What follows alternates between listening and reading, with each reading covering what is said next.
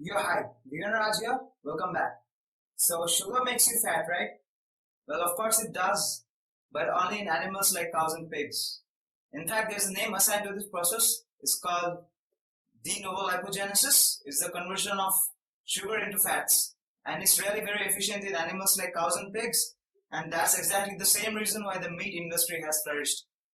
However, in humans and primates, this process is really very inefficient, and in fact, even when overdosed with sugar, we convert only a slight amount of the sugar into triglycerides in our liver. This is hepatic de novo lipogenesis, in which excess glycogenic substrates are converted to triglycerides. In fact, one individual would be needed to be fed like 535 buffer calories from sugars alone for more than 4 months just to gain 1 pound of body fat from sugar. That's like 14 extra medium potatoes, 15 extra cans of Coke, and 2 extra kgs of pasta. Do you know that the populations with highest rates of sugar consumption actually have the lowest rates of diabetes?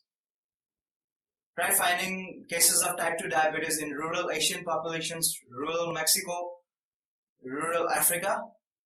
However, on transitioning to a high-fat diet, these same populations turn diabetic. For instance, the Native Americans, the Polynesians, the blacks, who transition to standard American diets, they all turn diabetic. Actually, sugar, like refined sugar, is good for you, for it triggers your pancreas to secrete insulin much more efficiently. A controlled population of diabetics were prescribed doubling their sugar intake from 45 to 85%. And on the contrary, their results proved that their fasting blood glucose levels, fasting insulin levels, and their oral glucose tolerance increased considerably. And all it was due to increased insulin sensitivity of their peripheral tissues. However, sugars that come from whole foods like whole grains, barley, oat, rye, maize, they are much better than refined sugar, for they are much nutritionally dense and they have an adverse effect on weight gain, cholesterol, and triglycerides. So what are the sugars? It's in fact our high school biology. Simple sugars to start with. For instance, sucrose or table sugar. Then you have fructose from fruits. The second classification is complex carbs or starches. They are all readily available in nature.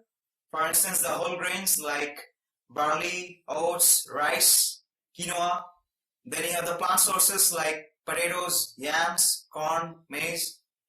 However, in green veggies and yellow veggies, the amount of complex carbs is really very insignificant. The third classification is dietary fiber. It's in fact an indigestible form of complex carbohydrate. However, it's paramount to metabolic functions and bowel movements in our body. The fourth classification is glycogen. It's in fact a complex polymer of glucose, and that's the form in which sugar is stored in our muscles and liver for ready usage. In fact, our bodies are really efficient in metabolizing sugar, 20% of which goes to the brain. In fact, our foundations of human civilization is nothing but sugar and starch. The Chinese civilization, supposedly the longest civilization, fed predominantly on rice, noodles, dumplings, and broad spectrum of veggies. The Incas and the Aztecs, who primarily lived on potatoes, millets, corn, and yams.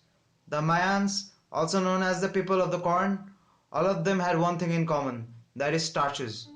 So prevent some brain damage. Carb the fuck up, go vegan, like, comment, subscribe, and see you next time.